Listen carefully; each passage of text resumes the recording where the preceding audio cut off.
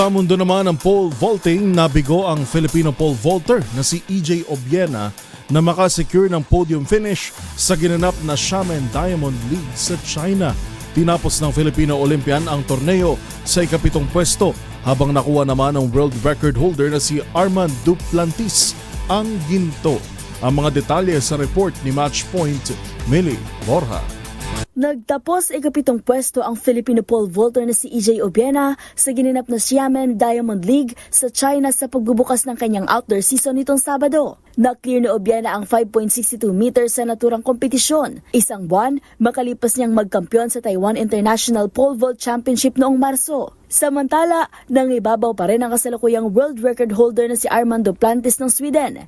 Naitala ni Duplantis ang 5.92 meters upang talunin sila Emmanuel Carales ng Greece at Menno Vloon ng Netherlands. Parehong nakapagtala ng 5.82 meters sina Carales at Vloon, pero nakuha ni Carales ang silver via countback. Magugunitang bago tumungo sa China, nagsagawa ng training camp si Obiena sa Ayala Vermosa Sports Hub sa Cavite, kasama ang kanyang coach at ang pole vaulter mula sa Saudi Arabia na si Hussein Alizam.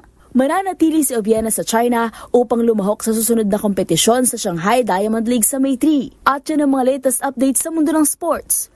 Para sa MBC TV Network News, ito si Millie Borja ng DZRH TV, una sa Pilipinas, una sa Pilipino.